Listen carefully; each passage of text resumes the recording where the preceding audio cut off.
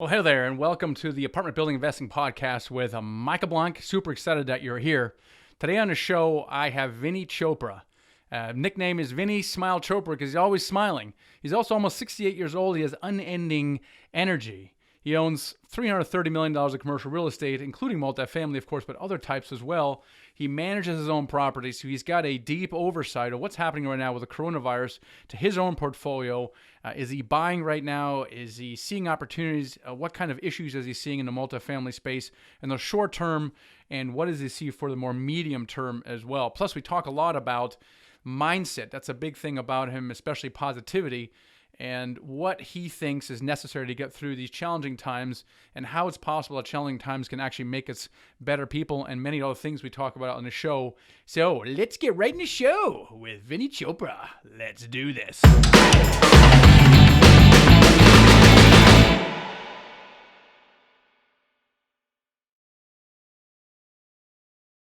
Dealmaker Live is now virtual. That's right. We moved our in-person event completely entirely online at dealmakerliveevent.com.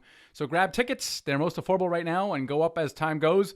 We have the same lineup of amazing speakers. Robert Helms from the Real Estate Guys, Brandon Turner, Bigger Pockets, Joe Fairless, and many, many others are going to join us online. And we got some really cool networking opportunities using some super fancy technology that I'm excited about. It's like, man, how do we recreate some of this networking that we're going to miss out on? And I think we're going to get darn close.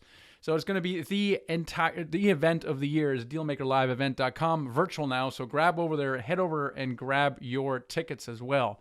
So without further ado, let's get into this rockin' podcast interview with Vinney Chopra. Vinney, welcome to the show today. Oh, thank you, Michael. Thank you so much. It's such a pleasure to be back on your show. We did one together, and last year you invited me to your Dealmakers Live. That was a great, great convention, and so many great, enthusiastic people I met there, and it was great to be on the stage also with you. Yeah. Well, that's great, Vinney, and it's no shock to me. Giant surprise that you're smiling from ear to ear. It's great to see you. You look great, and so we're going to have Dealmaker Live this year, but it's going to be virtual. Fortunately, unfortunately, however look at it, we have the ability to go virtual. It's going to be fun. Not quite the same as sharing a drink with you and looking you in the eye, but it's going to be somewhat close. So we're gonna try to do that. So I'm really pleased that you're here, Vinney, and you have so much experience in your life, and so many experiences, both good and bad. You've been through good times and bad times. And now it's kind of a bumpy road, and you own hundreds of millions of dollars of multi-real estate. You're also self-managing, so you see a lot of stuff. And I want to kind of in a big picture, want to get your opinion on what you think the short-term impact of what we're going through with the coronavirus is going to be. I think long-term, the consensus is we're going to be fine and great. The question is, how are we going to fare over the short term, and how is short term really defined? But how do you assess the impact to your properties and to your investors? What are your thoughts on that? Totally, Michael. As you know, yeah, we are vertically aligned. So we have been managing every single acquisition. I've done 28 of them, in my career. And I wanted to mention that. I don't know if your audience knows or not, but I started in the crash of 2007. And I didn't know anything about anything. I mean, cash on cash, cap rate, LOI, letter of intent. My friend even told me or shared with me on a napkin in a restaurant, Vinney, this is LOI. You do this, you write these terms, blah, blah. I said, okay, I'm going to learn this, and I'm so happy to kind of be with you. From 14 units I purchased in the crash for $180,000. I sold it for $380,000 later on after 4 or 5 years. And now I have, bought 4,100 units from 14 to 4,100, about 330 million, we could say, But you're right. What we are trying to do is we have our own team members at every asset, our community managers, leasing agents, and we started implementing the remoteness. Our offices are open, but outside it says it's locked. So our community managers are inside, leasing agents are inside, but they deal with the residents remotely by email, by phone, and virtual touring they are giving. We are also making sure that we ease up, with our residents case by case basis. We're going to be dealing with April 1st rent coming up. Right. So we have been having more meetings with our training staff, training them, and also passing out a lot of great flyers. My daughter is fully involved in our business now for the last 4 or 5 years, and she's taken over a lot of responsibilities. And then our accounting department, accounts payable department. So everybody's working as a team. Yeah, that's so true. Now, you've been through the last recession, as have I, and it Yes. was very unsettling, disconcerting, and I wasn't emotionally prepared for something like that. When I got started in 2005, 2006, I was the eternal optimist, had happy ears on, and I had never once read any kind of my leases I signed for my restaurants that were, of course, personally guaranteed. So when the recession hit, it took me by major surprise, and it created major emotional distress for me. So I feel like I'm much more prepared for something like this. And how did you fare in 2008, and how did you deal with the fear? In fact, it sounds like you were actually buying during the time where basically everybody else was dumping stuff as quickly as possible. How did you deal with that time emotionally, and how are you dealing with it now? Okay, good point. Michael, to be truthful, at that time, I didn't have much money, didn't have much experience, had zero investors. I mean, the whole bit, right? I was just learning this art of multifamily from about 2006 and 7. And then 8, we had some great deals come on my desk. Actually, one time I had raised 1.7 million. I remember, it's before the crash of 2008. Monday morning, I lost it about 60% of that over the weekend. And I could not get that property. It was a great asset in Dallas, which was fully renovated, 104 units. I still think about it many times. But anyway, what it was that I didn't know much about it. See, that's the thing. We were looking for just getting into multifamily. We said, where is the best employment? And Odessa and Midland showed up on our radar. That's where we went. So we bought the 14 units over there for 180,000 back in that time. Then we bought 109 units and storage units also. So that's what kind of propelled us. So we were naive. Come 10, 12 years later now, 12 years, I'm very cash rich and, the net worth and everything. So nothing is worrying me at all that, if the things happen, we'll be able to live through this. And it's also, let's just make sure we are really keeping our mind right, because it's going to pass. It's going to take 2 months, 3 months, 4 months. But, the apartment business, which you are in and I am in, is the best business in any downturn, in recession, because people need the shelter over their head. It's not going to be like the one in 2007 and 8 where people lost homes, rental homes were stated income. You know how it is. People just walked away, right?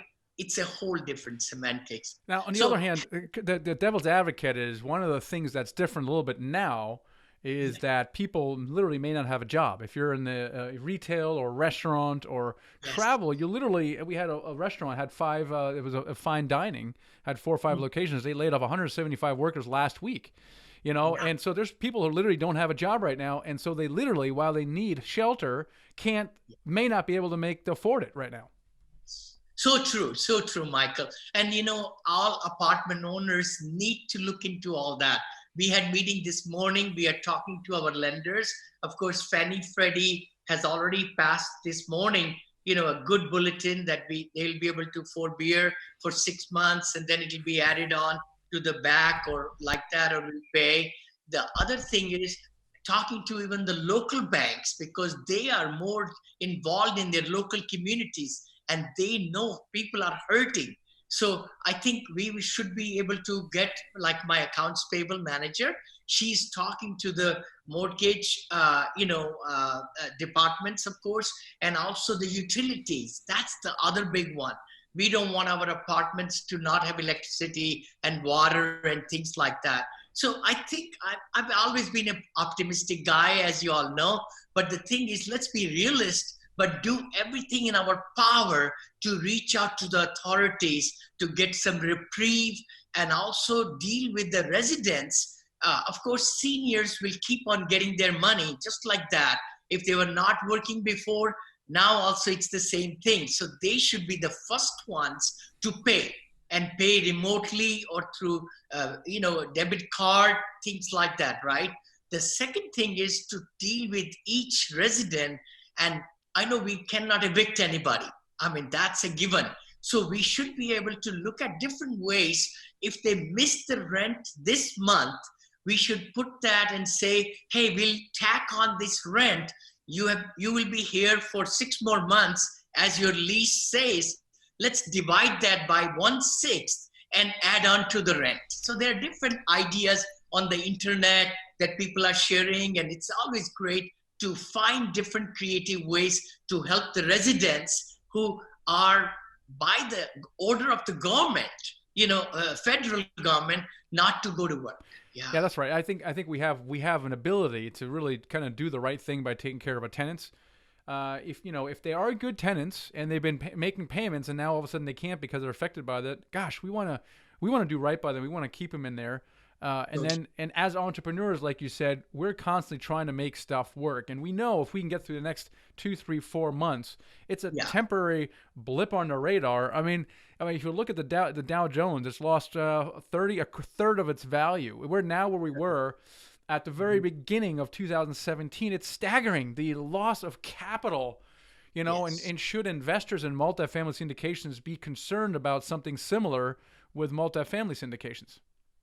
Good point. I think so. You're right. Because see, the thing is the buying power dictates the value, right? The cap rates and everything. Of course, the lending is pretty tough now. I mean, I had a, big offer and 2 offers actually in Texas property that I've been selling. I just sold 2 over there. Then I just sold 1 in Atlanta, and I have another one on sale. And, and good people met with me, and, we'll see the interest and so forth. That the thing is that we need to take it in good stride. I think that's how I say it will not maybe come back to the value we would have gotten before coronavirus, because there was a lot of demand is the word. But if you're buying right in the right opportunity, like we bought 2 last year, we are not worried about it at all in Florida. $52 million deal and $35 million deal in December. And we know that will be fine, will be fine. It's the C class or C minus class that will be hurting, and we hopefully, again, we were talking about an interview yesterday. The thing is, this is the right time to find, if the hard money is not coming to you, to take some loan from the family, from the people, and so forth, to pass through these 3 months. Wherever, if you are cash poor, look for people who could let you borrow, some money to pass through this 3-4 months, what we are looking at. But it's going to be a repercussion. I just read the review. In 2008, it was a U, kind of like a big U, but we are thinking this is going to be a V. Yeah, I think so too. It's going to go down and up. I totally agree. I mean, 2008 was sustained. It dragged on for, years, two years easily. And as soon as this thing passes, everyone's going to come out of their house. They're going to go back to the gym. They're going to go back to the restaurants, and they're going to have to rehire everyone they had to let go. And it's going to be, I think, fundamentally, there's nothing I see fundamentally wrong. I think we have a short-term cash flow problem in America right now. It's a cash flow problem. It has nothing to do with a net worth balance sheet or anything, or the health of the economy, but there's a cash flow problem. And for us and for you is, we never want to run out of cash, right? So we want to make sure we have enough cash reserves to get through the next whatever months we have to get through, and then we'll be fine. Yes. And I think we have to help our tenants get through that as well, by working with them as well, by possibly educating them about programs that are out there that can help them as well. So true. And please educate your residents and give them all the places they could go in the county. Like in Texas, we have several properties there. Yeah. We were talking to my asset manager, and she said, it's quite easy to get unemployment right now. So right. Please don't just sit in your home, but try to make phone calls, get your applications in, things like that, because government is going to give you and because of what we are going through. Yeah. Yeah, I think so. I think that V is really, it's going to be stemmed by government subsidies and making it easy to get unemployment. So I think we'll see a dip in net operating income. I do. I mean, I think it would be naive to think that there is not. Sure.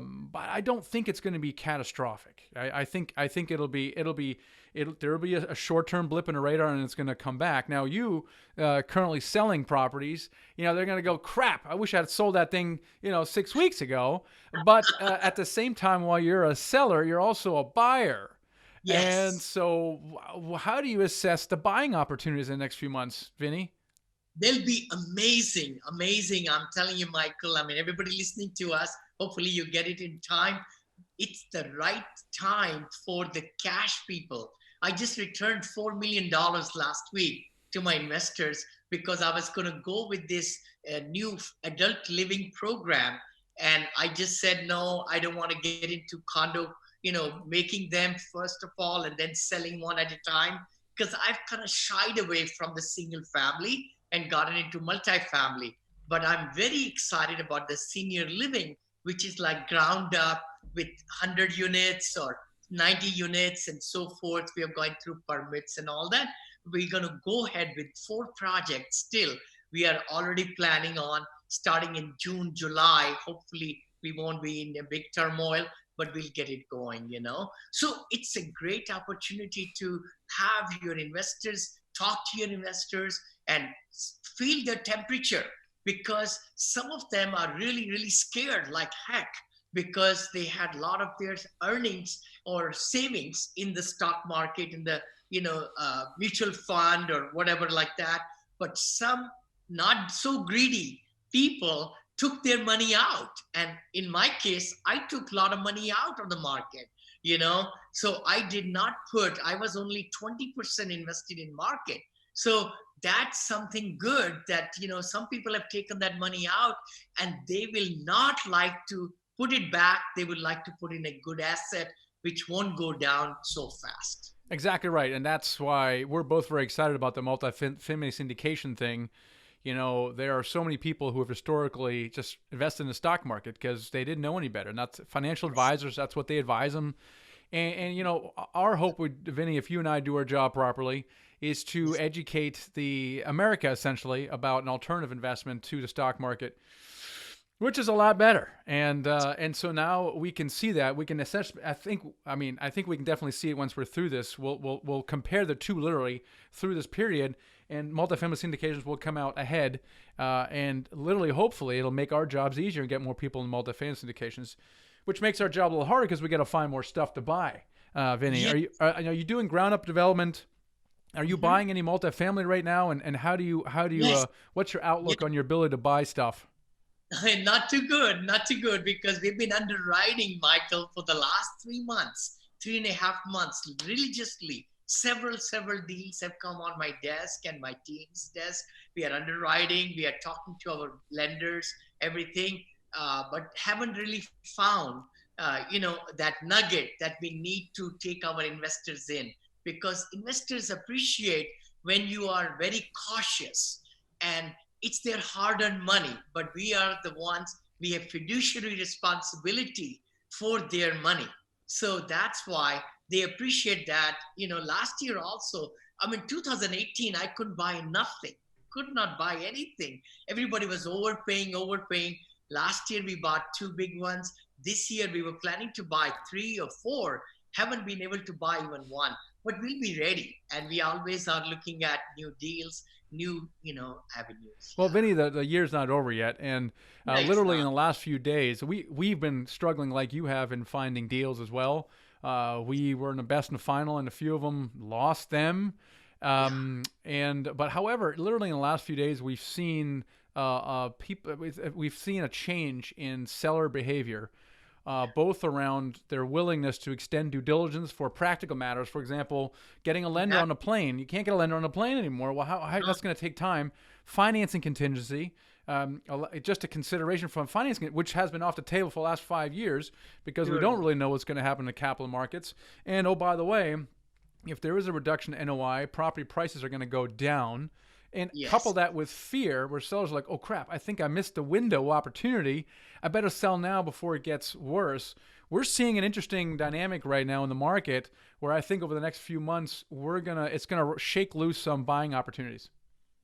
They will, Michael. And also, the due diligence crew, I mean, inspectors, the Right. appraisers, I mean, with all this distancing and everything, and it will be hard, to be able to go into the units where families living in there, they are not working so that it's empty and you can go in and out quickly, things like, so you're right, these are repercussions. But I would say that, the owners to hold tight, I mean, as best as you can, because this is a transient thing. I mean, it will not.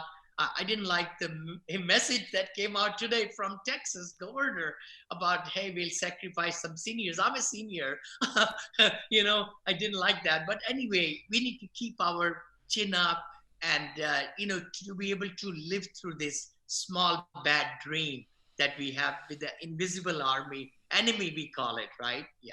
Yeah, you talking about living, kind of living through this situation, and I know you talk a lot about the importance of mindset, Vinny. In times like these, like what are things with regards to mindset that you feel are really important that people should pay attention to right now? I would say, not only the physical distance, I know we are all secluded and locked down in our homes and offices. Like I dress up. I dress up. That's I why see that you look great.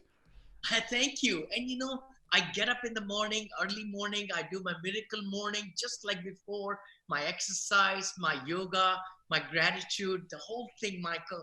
And then yesterday was my busiest day. I was working 12 hours. Every hour I had a meeting. Every hour I had a meeting, some interviews, some others. So I look at every day as if this is the best time. I can spend more time with the family, with the children remotely. We even do, I don't have my wine glass here, 6 p.m. We do the taste toasting, remote toasting with the buddies. So I have sent this, my friends, we used to get together, 10, 15, 20 of us. Now we do it on Zoom and we enjoy and talk about jokes and things. I mean, we could make the best of it. A lot of people want to get into hobbies or they want to find out more about writing blogs and books. This is the time that we can really utilize. It will never come back again. It will not come back again. But this next 2 3 months we could take care of our mind, our spirituality, our physical happiness. We need to make sure of eating right, exercising, but also emotionally we need to be more positive. The best people ever can do is to go on Google and on YouTube. Just say, I want to get a positive message on YouTube. It's going to make them, you know, change their state of mind just like that, because so many people are putting some good messages. And actually, I'm going to be doing with a panel every week on Monday, Facebook Live starting next week. We just did one yesterday about putting a spin on the how we can utilize time. That's why on Facebook also I'm putting a lot more things and articles so that people can read and do with their children at home. I think it is a wonderful time. I think we're going to look back and say, my gosh, that was an interesting opportunity because, for reasons you mentioned, we're being forced to stay at home. Our children are forced to stay at home. And Yes. while we feel like it's curbing our freedoms, and maybe it is, it's also forcing us to, spend more time with our families. It allows us now to actually do and invest in ourselves in the way you said. So I think instead of being maybe angry or bitter about the situation, why don't we try to learn to make the best of it? So true, Michael. So very true what you just said. I mean, we could not control this. I mean, the only way we can control it, I'm so sad to see that the governor of Florida now said the beaches need to be emptied. He should have taken that step way before, because we are figuring out some people had positive over there and they contaminated more people. So it's so sad that we need to really adhere. We should, abide by the rules and regulations, and not really mixing and gatherings should not happen. You're right. The big thing is we need to really be as positive as we can. Of course, there are so many things going on. Everybody is stressed out. When we are stressed out, our body gives up. Our immune system goes down. So we do need to really keep our mind right, and and spend that time seclude ourselves, if we are just ourselves in the home, or if we are together with the family, to find different ways to utilize and make it more productive. So, Vinny, describe kind of your perfect day. You described a day yesterday that maybe was a little stressful, okay? But just describe your perfect day, and maybe it's your typical day, but maybe it's not necessarily your typical day. But talking about what's your perfect day. I would love to, love to. Michael, in my thinking, I'm 67 right now. I'll be 68 coming up in August. So my new book is coming out, Positivity Brings Profitability, which I've been working on it. My what's that? The Syndication Made Easy book is coming in Spanish, which I was working along. Then my 2 podcasts each week. So I've been recording. I'm getting more guests. Like Gene Trowbridge is going to be my guest, and then our CPA is going to be guest this week, and then also Bill Manacero. And I'm on your show today. I mean, the thing is, we can find things to do. So my perfect day is dealing with my departments, with my vice presidents of all the different businesses I own now, not only in just the multifamily, in senior living, in hospitality. We just bought a hotel in Texas, Hilton Garden Inn. We're going to buy another one, which we're going to wait now a little bit, in North Carolina. Then also I started a startup company in the Silicon Valley on cloud defense. So I meet with my board of, over there. Then we also have a branding.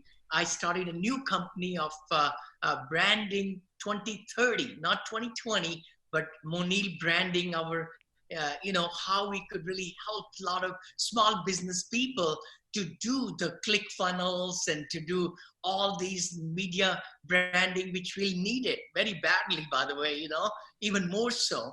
And so those kind of things. So I kind of keep myself busy, compartmentalize with few appointments. And then my VP of all the different businesses, we get together through texting or Zoom.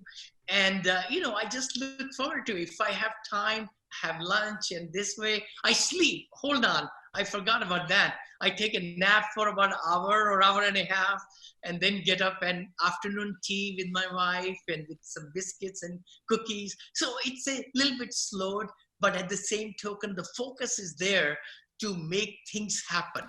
If that's the thing which everybody kept in mind, I don't want to watch TV too much. TV is so negative right now. And don't look at the stock market that much. I've been buying, by the way, some because of the dropping and all. But the thing is, it's all how you want to set your day up. And then you live that day and enjoy at night, get up early. Now, Vinny, why aren't you retired, Vinny? Honestly, I mean, why? There's so many things you could be doing. Why in the world do you get up every day to do what you do? It's passion. I think it's love and passion. I would say I want to educate the masses. That's my main thing. I do want to help. My big theme right now is to help the seniors. I'm a senior, but 10,000 people are turning 65 every day in USA and around the world. So my passion right now is to show them different avenues through self-directed IRAs and retirement to invest in the senior dwellings. So I want to build senior dwellings. There is a big shortage of it, and ask them to invest in the senior dwelling. So it's a double cause. Yeah. The other thing is, when I retired, my wife says, Vinny, you're so excited. And I retired 5 years back. I don't need to work a day in my life right now, and so forth. But I just enjoy it, Michael. I just love it. I love it. What's important to you right now, Vinny?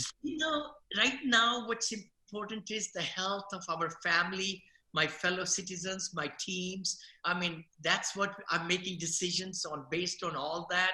If somebody needs some help, I'll be able to put together we did it in Harvey, also a fund. My wife and I donated in our company, and we were able to buy some things to our employees, team members, some trucks we bought, some other stuff we gave for their, they needed money for ration, all that stuff. So it's good time for, as a good entrepreneur, to be really vigilant who needs help in your team. That's very, very big. The other part is that charities, I think this is the right time for us to really give back to the society, those of us who have made some good money, and things like that. The biggest thing is the knowledge. I think people sometimes don't understand that, they need to be honing in their skills this time. This next 3 months are so important that they can come out as brand new person. If they've been thinking about getting, Michael, in multifamily or whatever, right? Real estate is a very good profession, and investing and dealing with the investors. A lot of people are looking for deals, but they don't really talk to and build their base of the investors. See, in my case, I had 0 investor in the crash. I have 176 investors, and I can raise 8 to 10 million in about 2 days, from them. Same people again and again and again. And I've bought and sold and given their money and doubled their money, tripled their money, blah, blah. So I would like to really challenge everybody to really go and talk to more people, get in their mind and see where they are at. They're hurting because of the stock market and other stuff. This is the right time to build your investor list. Yeah, I totally agree. And now is a great time, and it's going to be much easier to attract capital because of what's going on right now. And it's just a matter of educating people who are scared right now, and they don't really know about multifamily syndications. I'm curious, Vinney, how has your definition of success changed over the years? So think back to earlier in your life and compare that to now. How are the two different? I'm glad you said it. Michael, I've been a very positive person, happy person. My name is Vinod, by the way, in Indian language. That means happiness, by the way. I don't know if I mentioned it before. I didn't know that. My wife, my parents, I always think about, okay, I'm living my name all this time. I've been smiling all the time in my career. In 43 years back, I came here into this country with $7 with a dream, but the smile has really been my trademark. And I have always felt like there is always things are happening in my life and everybody's life. But if we can just look for the small glimmer of positivity in anything happening, it will do wonders for our thinking. Because Zig Ziglar, like he said, it's the stinking thinking above the neck. We feed so much, good stuff, steaks and salmon and good food, and we spend hundreds of dollars, when we go to good fine restaurants. But we don't really spend money above the mouth, in our mind, in our thinking. And that's what I have done in my life. And a lot of other people, successful people, they feel that getting the good positive food into our mind is the best thing anybody could do. So my thinking has changed in the sense I was making very little money and we were happy. I was making $10,000 straight commission, when I started in this career in my promotional consultant days. And then I stayed with one company, motivational speaker. I was raising a ton of money for profit organizations. God was just getting me ready to raise millions. I look at it that way, which is what it's happening now. So giving like 11,000 speeches I've given in front of stages of 1,000 people with the microphone and the song and dance and the lights and action. I've done all those things, so it's kind of fun. My goals have changed in happiness. I've been a happy person when I was making 10,000. My wife will tell you that. I was very happy when I was living in an apartment when I got married with cockroaches going all around. Pension didn't like it. My wife, she says, when can I get out of this apartment? So when our company gave us opportunity to move to California, she said, yes, let's go. But, it's good to make the lemonade out of lemon in every situation. But the big thing also I believe in, Michael, is that God gives us all these trying times to get better, to grow out and grow our inner strength to tackle. And a lot of times I believe that if things cannot be controlled by me, then I don't want to worry about it. I want to just do best I can with the things I'm given, you know. And many times my thinking is, what is happening right now, coronavirus, it had to happen. So it's here. So let's just do the very best to get rid of it. Just like pessimism, just like unhappiness or sorrow. I heard from a saint in India that, sorrow likes to come in your life to make you mad, to keep you depressed, to stress you out. But if you're happy and you meet sorrow with happiness, sorrow is not going to stay in your life, in your door, in your home. I mean, it's just, mythologically, we could look at metaphorically, right? If you can take sorrow with the best of the intention to not get mad and things, sorrow is going to leave your home, in your life. You'll be more positive. You'll be a better person. Yeah, absolutely. I love that. And one of my key lessons from the last recession was that I needed to trust God more and essentially learn how to be at peace regardless of what is happening around me. Yes. And it's such a powerful place to be, because in places like this where the stress is very high potentially, you being at peace and calm allows you to make better decisions. And I agree with you. And I don't love going through trying times. I don't really enjoy it. But now I'm literally asking the question, hey, what do I need? What am I supposed to learn here? There's something about my character that needs to improve in some way, and that's why I'm experiencing this. What is it, right? I look at it at life lessons, and it puts a much better perspective on challenging times. No, it does. It really does. Michael, you're so right. You being the leader in your field and, in my circle, the big thing is, we need to really let people understand the concept of mind. It's the mind that really lets us be at the high and the lows. I always have that saying. I say, don't get overly excited when things are going great in our lifetime, with the family, with everything. Don't get overly excited, and don't get utterly depressed when things are not that good. Right. So having a balance in life really, really makes us a better person. Yeah, I totally agree, Vinney. Vinney, this has been really fun jamming you a little bit. It's great to see your smile again. How do people connect with you? Sure. My website is vinneychopra.com, VINNEY, vinneychopra.com. And if they would like to text to me, that's to 474747. They could write any message to 474747. It'll get to me and my team. But if they want to learn from me or invest with me, we have learned to 474747. That is great, Vinney. Thank you so much. Real pleasure to have you on today. Thank you, Michael. It's such a pleasure. God bless you. Stay safe and healthy. And I'm looking forward to your web seminar coming up in July. And I would like to make an appeal to everybody listening to us. Please do register, because we would like to have thousands of people. I know we had 550, I think, in Dallas, but I really believe that with what's going on right now, right, Michael, we could increase that number to 1,000 or 2,000. Let's do it, buddy. Man, that's a bit higher number than I thought in my head, Vinney, but now you put it out in the universe, it must be that way. So, all right, guys, 1,000 it is. Love it. Thanks, Vinney. I'll talk to you soon. Thank you, Michael. God bless you, buddy. Well, and as Vinney said, Dealmaker Live is going to be the event of the summer.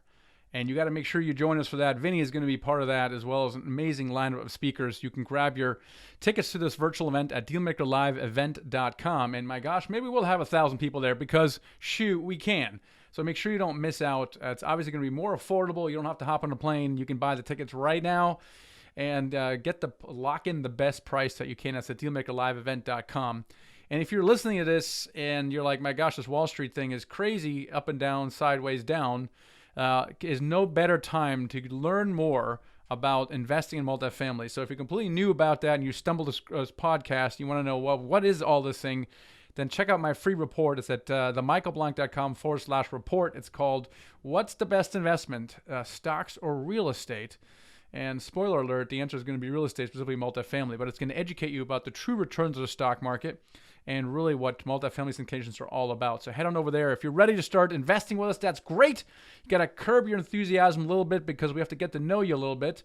You have to start first by joining our investment club at Nighthawk Equity. It's at nighthawkequity.com. And then click on the join button. You'll have a conversation with us, get to know you a little better, and we can share with you some upcoming opportunities that we have that we're really excited about. So make sure you check out and do that. We also opened up our Dealmaker Mastermind community. So if you're an active investor and you want to connect with like-minded entrepreneurs, the Dealmaker Mastermind is the way to do that. It's a super affordable $49 per month right now. We have several hundred members in there. It's a very exclusive club because they're paying some money to be there. We've had many joint ventures come out of that. People are networking. They're finding deals. They're connecting with capital raisers. It's a fantastic way to, in these times, to build your support network. And that's a great way to do it. It's at Dealmaker Mastermind, which is at themichaelblank.com/DMM for short, Dealmaker Mastermind. That is where our deal makers congregate. And so if you're a deal maker, then join the deal makers. So anyway, hope that helps you on your journey. Make the most of this time that we have to invest in ourselves and also to spend with our families. So with that said, you guys take care, stay safe out there, and we'll catch you in the next episode. Hey, and before you leave, make sure you subscribe to my channel below. We put out videos every single week, and you don't want to miss it. Also, if you haven't done so already, grab my free ebook here, okay? It's The Secret to Raising Money to Buy Your First Apartment Building Deal. It's a good one, so grab that. And hey, check out another video.